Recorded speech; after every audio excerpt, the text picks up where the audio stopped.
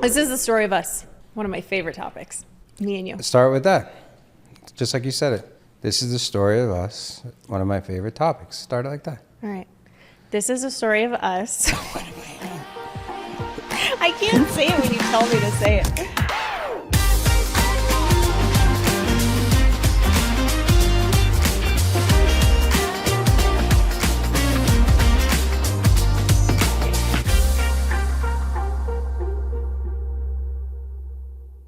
All right, what are we talking about today?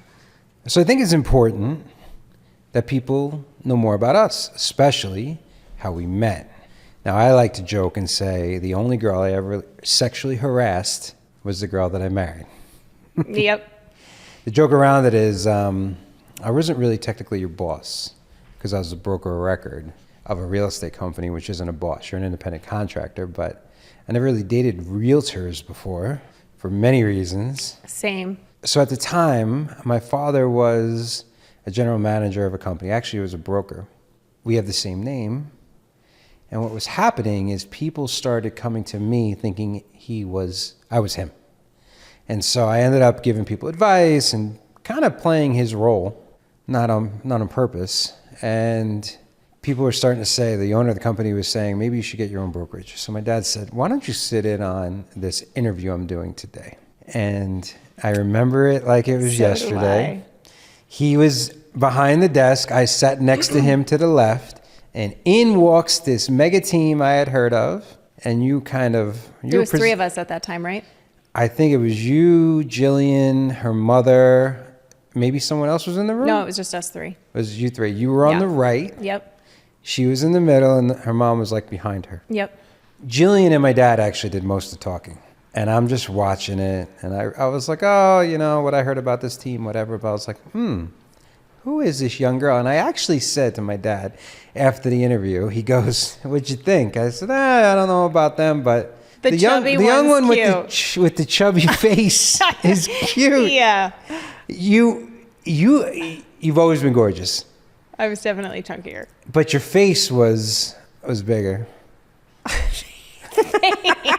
Not like you've never been a fat a day of your life. No, I know. Even when we were pregnant. Actually, I'm pretty sure it was quote unquote, the chubby one is cute. No, with the chubby face. Oh, that makes it so much better. Your cheekbones were just like really... Not defined. Not as defined as they are now. Oh, you're aging backwards. Like you're getting more refined. Oh, well, thank you. So, but immediately I was like, this girl. And then immediately after, it took you a minute. How long did it take for you to come by? Gosh, when we first did the interview, it was a while. It's like a year. I think it was like a year. So we got introduced to each other. And then by the time you came to the company, I was already running my own branch at another place. But I would be there all the time because I lived near there. Obviously, my dad was running that one. I was running a different one. So I'd see you. You were on my radar. Yep.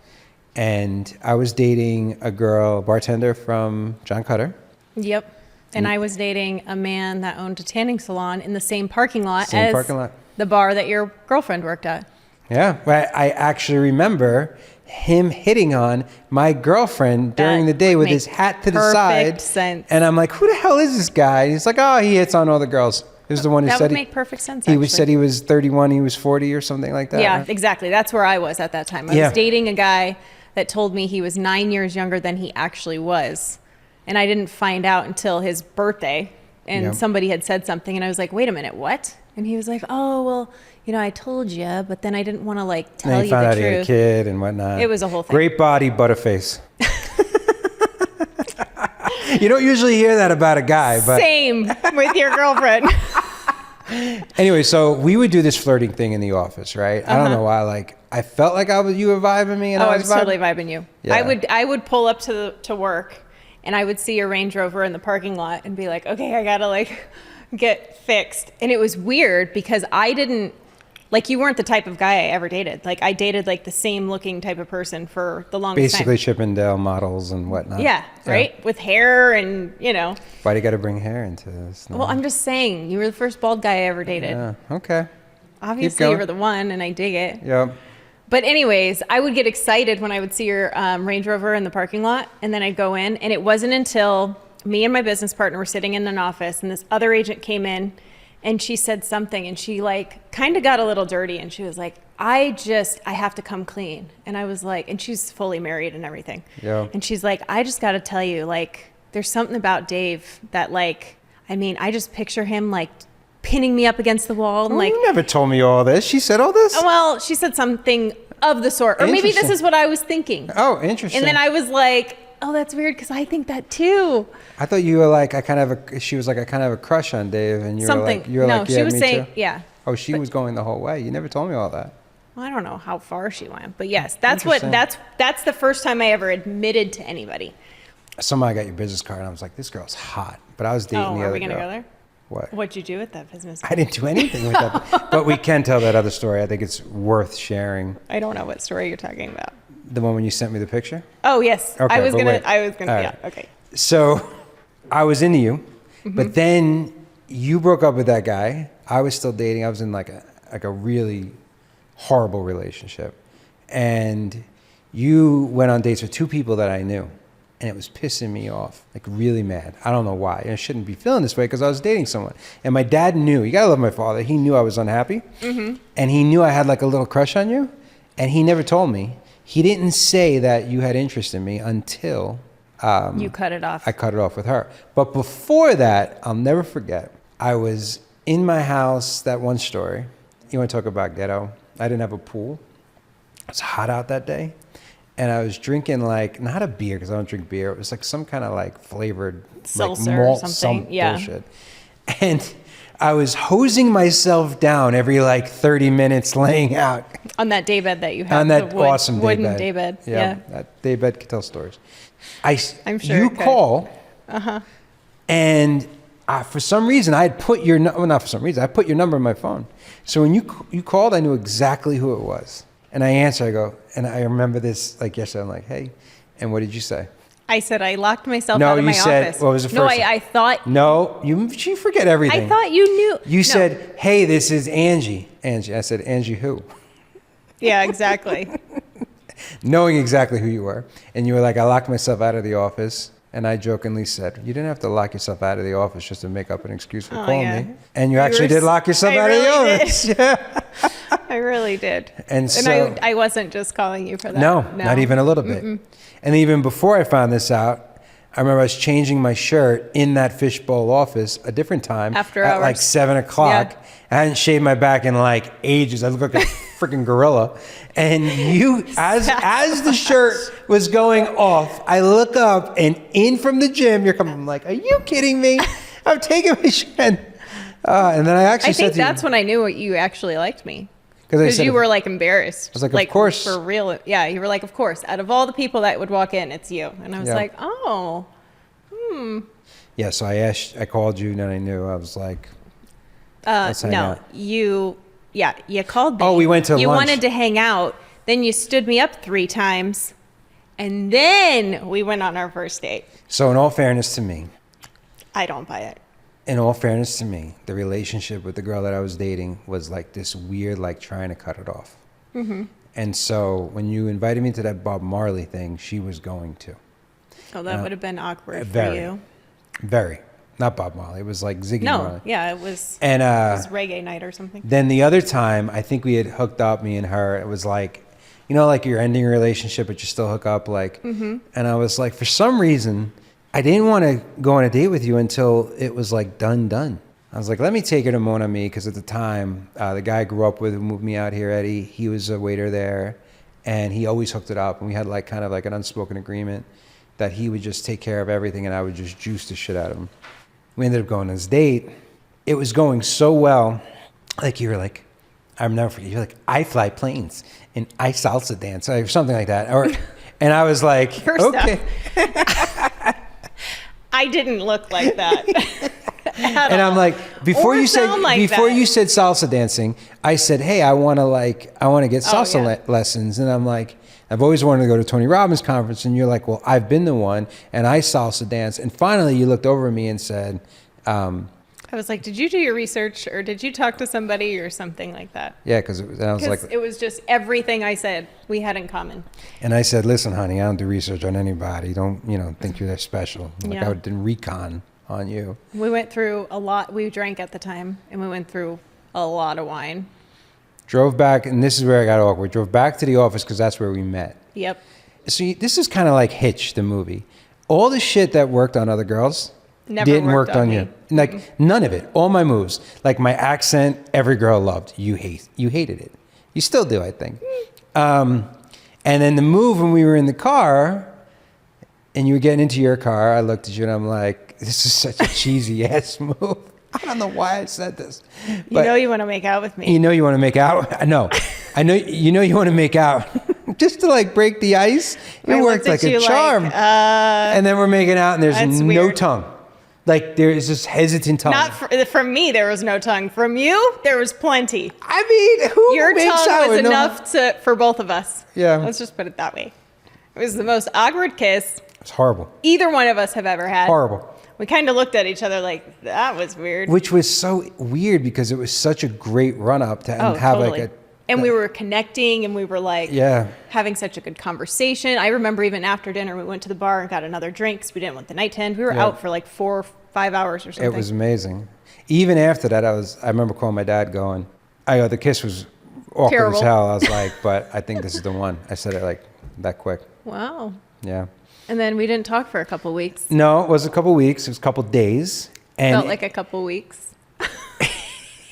And then you called me. I did. Yeah, you've always broke the ice. I did. I was like, you know what? Everybody's telling me not to call you, to wait for you to call me because like it would be too needy or too whatever. And I'm like, I don't want to play this fucking game. I said, I like you.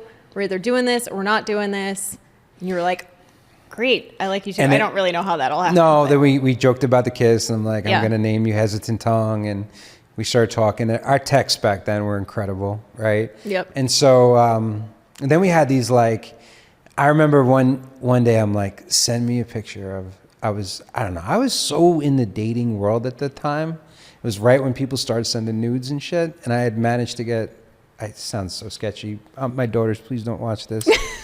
And I'd get girls to send me like pictures, right? Yeah. I think I saw a few of those pictures after we ended up being together, but go ahead. There may be 1 or 2 pictures of me out there, but hey. I'm sure there's plenty. Yeah, that guy he's been dead for a while. I said, send me this picture. And I was at work. I'll never forget this. And you're like, I sent it. You begged me. I was like, I don't do that. Yep. And I would not stop. So finally I was like, motherfucker, I will send you a picture. So you send me a picture. Can I please? Yes, fine, go ahead. This is when I knew, like I already knew you were the one, but like this was so perfect. I was like, I love her even more. He sent me the pic, and we hadn't slept together yet. And I just was like, holy shit, she sent me a pic. I was in the middle of an interview. I did the fastest interview with an agent I've ever done. I was just like, get the hell out of here. I'm done. Sure, you want to come? Get out of here. And I was in a fishbowl too. So everyone can see my computer screen, right? And it's old school. You sent it to my email. Yeah. So like I had to like move my whole desk and computer so that people wouldn't see it. So it just looked like some sketchy guy waiting to see a picture download. And in the subject line, you put, don't show, I'll kill you if you show this to anyone or something like that. And it's downloading pixel by pixel. And I'm like, what? And it was like a 500-pound woman with the biggest bush I've ever seen in my life. Spread eagle.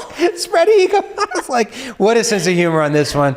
I love her. I was like, still to this day have never sent you a nude picture. Yeah. And I will never. Which is probably smart. And that's one of the reasons why you're the one. Yes. Right? Totally. So what was weird is we broke more rules. So I think we maybe after like the third date, after we finally, third or fourth date, we slept with each other. We were together 2 weeks after straight. that, yeah. So no, you came over to a party. It was like a going away party for a friend or something. Stephanie. And you stayed the night at that, and we didn't even like sleep together that night. You just stayed the night. Yeah. And from that day, I think we went like 4 or 5 days straight, like 24 hours. We would not, like there was no break.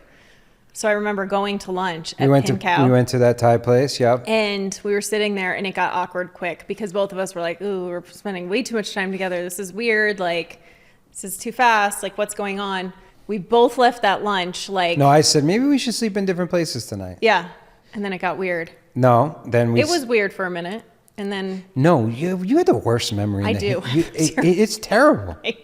Well, tell me how It's beautiful actually, because you don't look behind. Like you never break your neck looking in the past. But you could tell me anything, and I'd be like, "Oh yeah, that's great. That's what how happened." It was. No, we slept apart one night. Mm-hmm. We woke up the next day, and maybe lunchtime. You're like, "Hey," you call me again. You call me, and you're like, "Hey, you want to hang out?" I'm like, "Yep." And from that point on, we never slept in. I don't think from that point on, other than us being out of town, we've never slept in different beds. God, when you know, you know.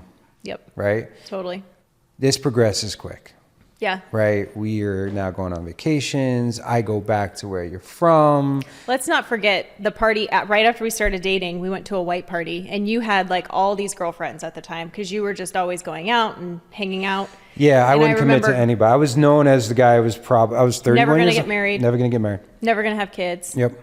And then even your friends would like walk up to me and be like, "You realize he's my best friend, and like if you get in our way," I was like, yeah, when Christy pulled that shit on you, you realize, and then everyone was like, "I cannot believe Dave is committing this fast to this woman." Yeah.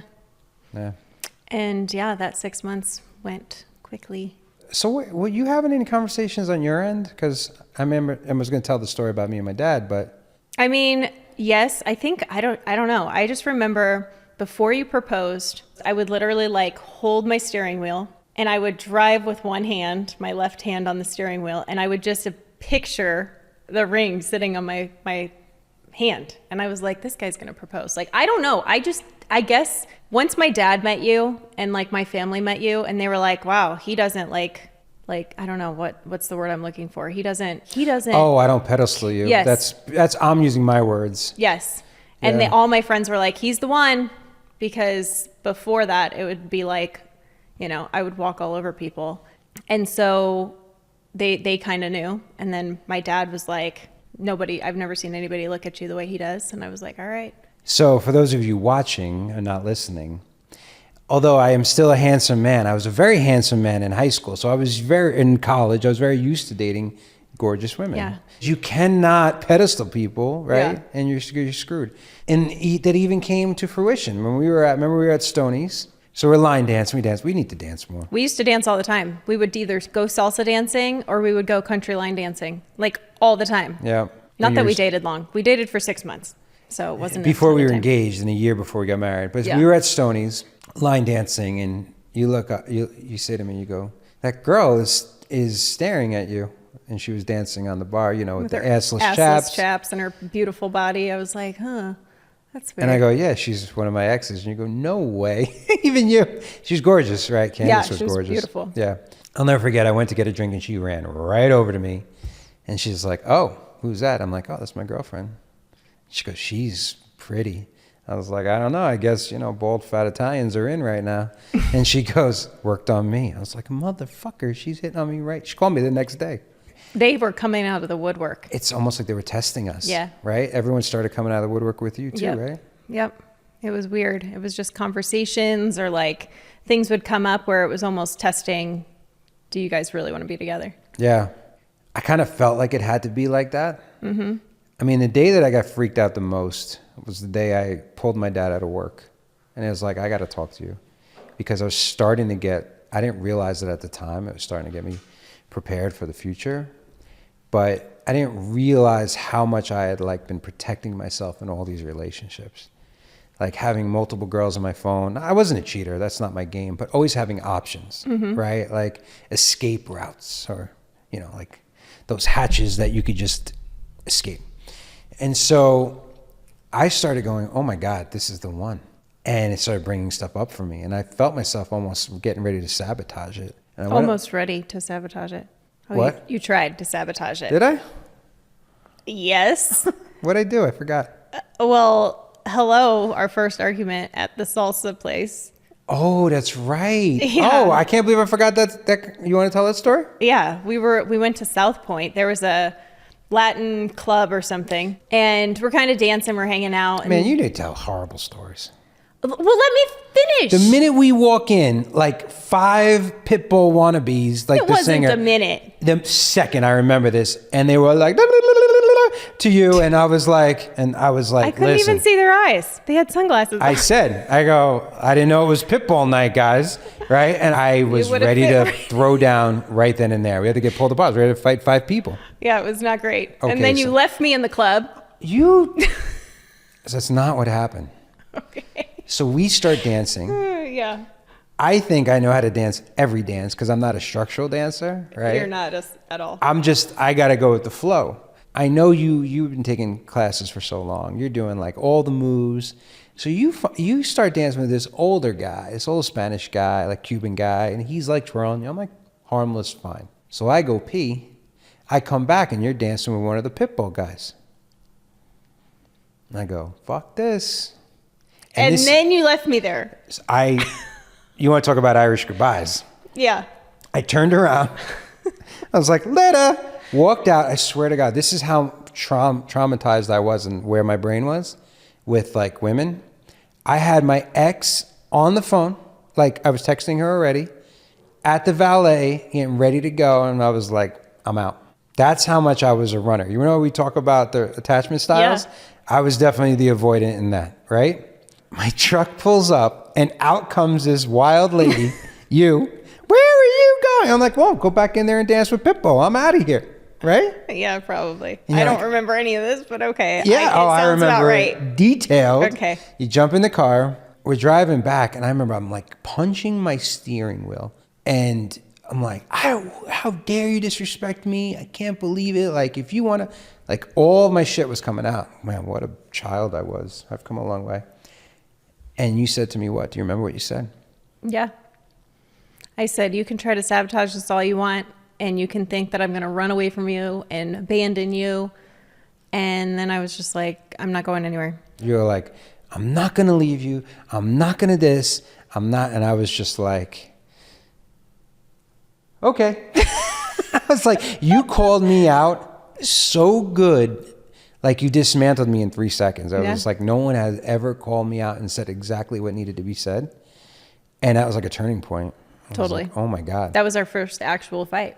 So after this, I go on this walk with my dad. And I'm a big like dates and numbers guy. And it was September 9th, 9/9/2009. And we're walking and I'm like, Pops, man, I don't want to screw this up. And he's like, then don't. You gotta love my father. So simple. Yeah. I'm He's like, you're so right. wise. And I text you right there. I'm like, you want to be my girl? And there was no hesitation. You were just like, yes. Mm-hmm. And this is how wild we were. I sold my house for cash, moved in with you, and we bought a dog together, Lily, who's outside. Yep. We bought together, and we weren't even engaged. Mm-hmm. We're insane. And then what did I do? I was like, all right, I'm going to buy this ring. Well, I had no idea you were going to propose that soon. So we started looking at rings just casually. Well, we were talking about being married.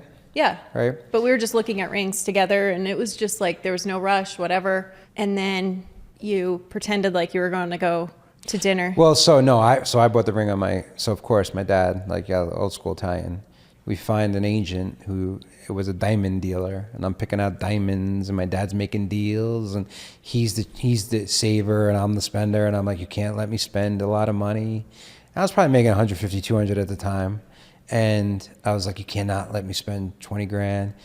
He ended up picking the nicest ring. I ended up spending all my money, and I didn't even have it for a day. And I'm like, I can't sit on this. But I knew you, and I knew that if I said I was going to go back to Mon Ami, which was where our first date was, to go visit Eddie because it was his birthday, I knew you so well even back then that I knew you'd be like, well, I want to come, right? And it was a total setup because I wanted you to come the whole time. Yeah. And I was already somewhat dressed, so I set the tone, so you matched that. And we're going in, and I'd called your dad that day. I had to text Alex because I didn't have your dad's number. I called him, and your father's a man of not very many words. Not at all. And I'm like, hey, Mike, I'm going to ask, I want your permission. I'm going to ask Angie to be, he was like, I'd be honored. It was awesome. And the only people in the world that knew I was proposing that night were your dad, my dad, and Alex. Mm-hmm. Even Eddie, who I didn't even know would be there. Yeah. No clue. And during the entire dinner, you're grabbing you had your hand, and I'm like, if she feels this ring in my pocket. We had our dinner. It was awesome. You went to the bathroom. I said, Eddie, I'm proposing. He goes, okay. He goes, come back. We'll have a whole thing set up. I'm like, great. We go. So we walk across the street to the Bellagio fountains. We're standing there waiting for the thing to go off. You could tell there. No, go for it. I think you should own this fully. Oh, great. So we're standing there waiting for the fountains to go. And I actually had a stomach ache. Well, you said, I hope this is a good song, too. Yeah. And you said, I'm stomach nervous. hurts. And I'm like, she must know. She's got to know. I just had to go poop. And I was like, oh my God, my stomach is killing me. He's like, oh my God, she's so nervous. She's got to know. Song comes on. And I get down. No, I didn't get down on my knee first. I said, hey, I called your dad today. Yeah. And I go, why would you call my dad? And I said, I asked him if for you to make me the luckiest man in the world or something like that. Something like that. And then I opened it up, and it was so cheesy. It had a little light on it. It had the light behind it. It lit up. I opened it up, got on one knee, and you didn't even say yes. You just jumped into my arms. There's people clapping. It was awesome. It was awesome. And then I had to go poop. Yep. And then but when we walked back in, people were like clapping. We did a whole champagne toast. It was a great night. That was a great night. And then you would think most people would be like, oh, we'll do a year engagement since we've only been engaged only been dating 6 months. Not Dave and Angie. Nope. We got married 6 months after that. I proposed in May. We got married in November. Yep. Wild. I didn't even, like, we planned the wedding with your dad. Your dad paid for everything. He was super, super generous. Your mom contributed. She helped a little bit, yeah. And it was the best freaking day ever. It was actually the day before. So that day it started raining. I remember on our wedding day it started raining. It was overcast, yeah. Because it's November 6th, right? It's always it was daylight saving. So that night when we went to sleep, we were going to gain an hour. Yep. And in Vegas, that's usually like when the weather starts turning. Yeah. Right? And we have this beautiful wedding. People come in town from all over the place. And I remember literally going into the wedding. Even before that, what happened? You got your period the day of our wedding. Literally, as all my bridesmaids are walking down the aisle, they're already there. My dad's waiting for me at the bathroom, screaming at me, going, hello, they've already left. We need to go. And I was in the bathroom and I had started my period. I was like, motherfucker. All of my bridesmaids are there. I asked my dad, I'm like, do you have a tampon? He's like, do I look like I have a tampon? So I literally had to stuff myself so I wouldn't bleed through my white dress. And I walked down the aisle like shuffle, shuffle, shuffle. Couldn't even take a full step. And you even were like, what's going on? And I'm like, nothing. Wow. Yeah, it was a wild day. But I remember, back to the weather. It was beautiful. It was sunny. It was perfect. It opened up in the afternoon. Yes. For us. By the time we got into the place, it started raining and windy, and it was a wreck. It was just for us, right? Yeah.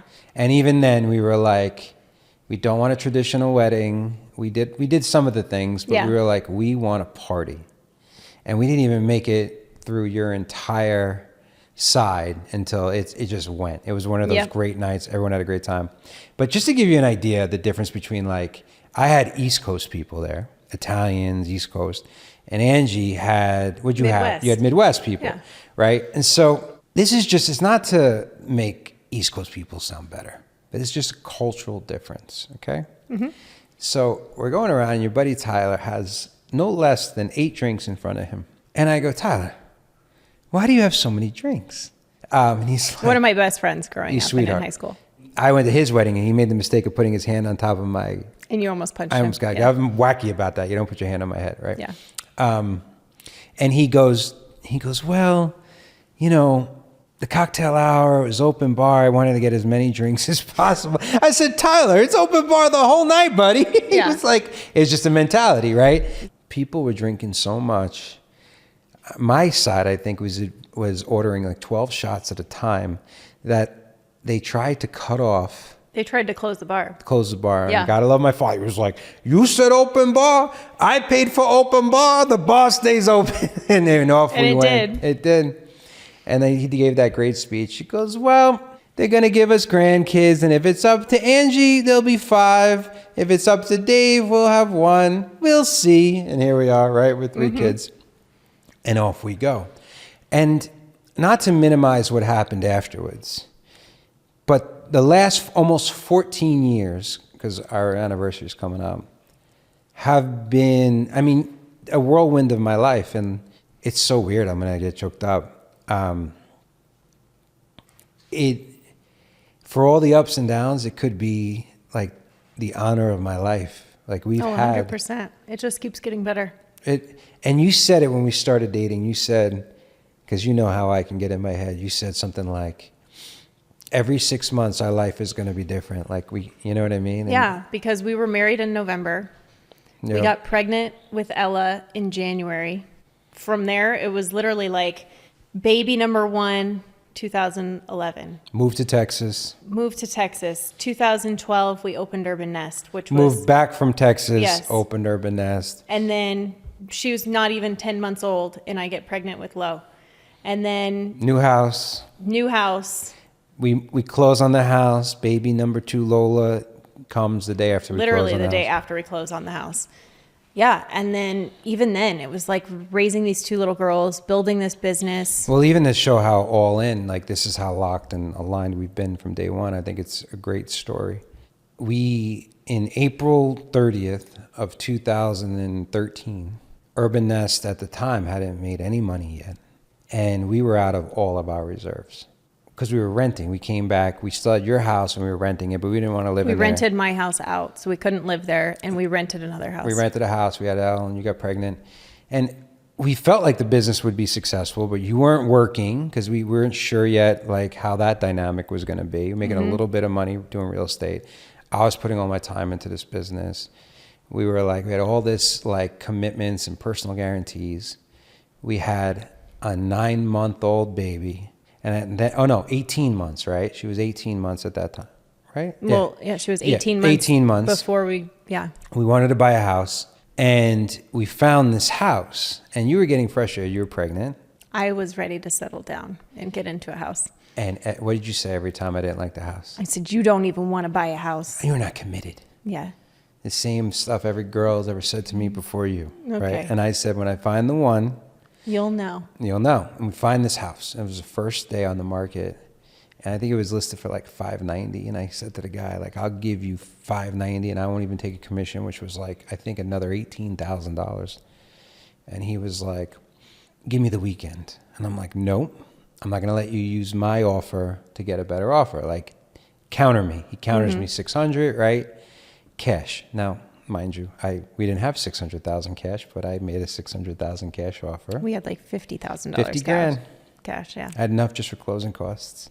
He says yes. I almost screwed it up and counted him $5,000. I said, if I lose this house over $5,000, I'm the biggest idiot in the world. We get it into escrow, and now I have to go find $600,000. So my father gave me a loan with a decent rate, and then I had to go get another $300,000. I managed to find that. Pretty much a hard money loan. With a really close friend of ours. Yep. And we basically bought a house cash without cash. Yep. So we close on April 29th or April 30th. Yeah. You are ready to pop, right? Literally, yes. We somehow get the house set up because we're going to leave Ella, our first, overnight with somebody, my dad, because me and you have to be at the hospital. With my mom or your dad, but we knew that they would have to tag teams. We were like, we need cable, we need everything set up, we need as much done as possible. And we go in, and out comes Lola on May 1st. So on May 1st, 2013, we had 2 babies in diapers, a new business that was making no money. And a brand new house that we couldn't afford. And we had 2 loans on. Leverage to the tits with not a penny to piss in. You want to talk about all in, baby? Yeah. Oh my God. It was amazing. It was hard. I've never felt more alive and wealthy in my entire life. And it was hard. Those years where they were really little together, it was not always easy. I joke all the time. I don't even remember 2014. Like it's a blur. The whole year is just gone. Yeah. Lowell's first year was wild. Yeah. And then things just started happening, and we started building and building and building. Yep. And so then we think we're done. We have 2 beautiful girls, and I'm girl dad the whole way. We start living our life, and we start figuring stuff out. We have a trip to Thailand that goes off the rails. when I get anxiety times a million, convince myself because I'm getting bit by all these mosquitoes that I'm going to die of malaria. Yep. We go from like, JJ, gotta love him, gets us out of there, gets us to Singapore. We start recovering. I start recovering a little bit. We get out. Not quite. Because I was like, you want to go back? You're like, nope. Nope. I was like, oh. It I've really, never been so upset, I don't think, in my whole life. But it unlocked a lot of things. So this is the difference. Like, this is our story. So I don't want to go too much into like our trauma, whatever. But this is one of the things that could have killed us. Yeah. And we found out why you reacted the way you did, why I reacted the way I did. And we said, you know what? Let's enjoy ourselves. And so we decided, after a little bit of counseling and whatnot, which I love that woman. Remember, like, it was like, I was like, I hate this woman. And I walked out. And then when she You walked out like 3 times. Then she... The 3 times we went to therapy. I only walked out once. I'm pretty sure you walked out. I walked out once. I felt I was like, I felt see what attacked. I'm fucking dealing with here? But then she found out some stuff about your life, and it was your turn. I didn't walk out. You didn't like it very much. I didn't walk out. We never went back after that. We decided the answer to this is buying an RV, which was perfect timing because it was like 6 months before the pandemic. Yep.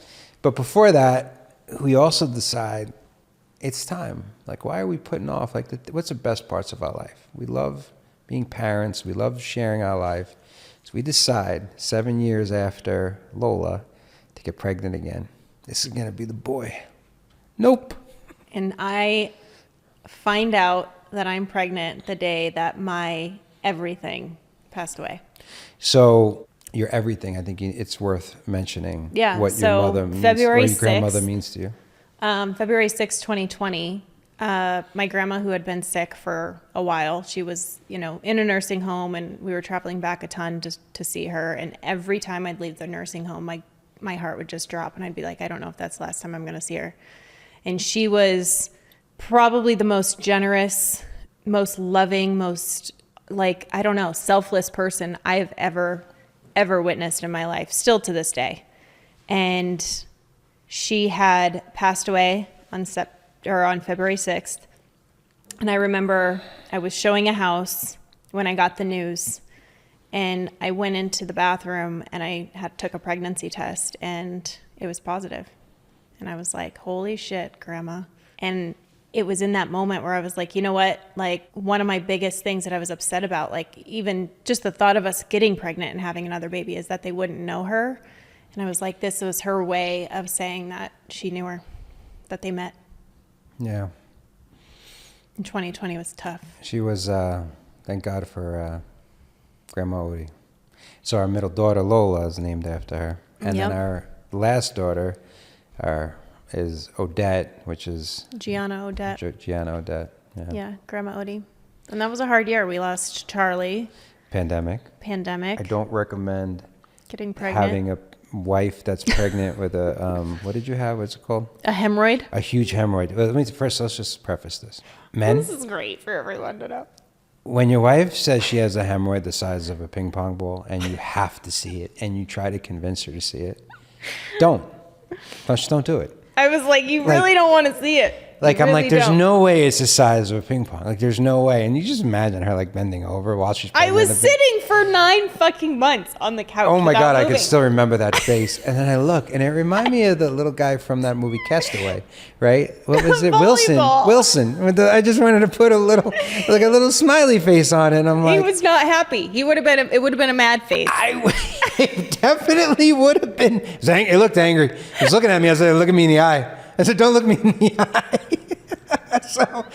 So part of me was like, man, I hope it goes back to normal. Oh my Full God. disclosure, everything's good. She recovers well. Oh, what a shit show. And then we're in all 3 pregnancies, the ups and downs, and doing a pregnancy during the pandemic, and the whole hospital is completely empty. Oh, that was horrible. Yeah. And so, then Gigi comes out like the light of our life. And I think, like, this is why this 10-year marriage contract is so important. Because think about the 22-year-old you and the 31-year-old me, and I'm going to be 47 and you're going to be 38. Like, we're the different. same but different, right? We've evolved so much more than I even had imagined, right? Like, just personal growth, us together. Like, you think you have these marriages where it's like going to start dwindling. And yet if you keep investing in yourself and you keep investing in your relationship, it just gets better. And like now we have our kids, and like I love fucking hanging out with our kids. They're like the best. It's just getting better, you know? And I obviously there's hard times and things, but I agree with you. Like who I was at 22 and who I was at 32 and who I am now, those are all very, very different versions of myself. And so I think part of like that 10-year contract and that recommitting to each other and to yourself is so important, because otherwise 10 years goes by like that. Like this was all like yesterday. I know. You know? People ask me all the time, like, how we became so successful in business. And, you know, owning a business for 12 years. And I'm like, I would have quit this job, owning this business 1,000 times if I wasn't so committed to personal guarantees and things that I just could not get out of. Like if I could have walked away from Urban Nest like that many times, I would have. Oh, I know you would have. And yet, because I didn't, I was able to get that compounding return and all that success while everyone's jumping from job to job to job to new thing to new thing to new thing. And I feel like that's the way we are. Like I made it, and I think you did too. Like I'm never walking away. I'm so committed to this. And while you're going through the hard times of it, it feels like it's not worth it, or it's a huge cost. But on the other side of it, when you get 12 straight years, if you just can make it through, you get all the fruit. 100%. And you know what it reminds me of is that video that you just watched and I had watched too, and it talks about dear husband, like here's our life and it's fucking chaos, and there's babies and there's diapers and there's feeding and there's sports, and it's pure and utter chaos. And yet it has this whole concept of like, we knew each other before kids, we know each other now. Enjoy the moments now, because we're going to have different versions of each other even then when our kids are no longer in our homes. And it's like, it goes by so fast. And I think it's so important to enjoy right here, right now. And like, I look at us like, and I know you do too, because we have conversations about it, but like, I don't even think we've reached the tipping point of what we can unlock for each other in like every aspect, right? Like whether it's sexual, whether it's mental, like as a family unit. Spiritual. Yeah, spiritual. I just think there's so much to uncover and so much to unlock. So I'm excited to do our 10-year contract, our next one. I love you more today than I did even when I met you. 100%.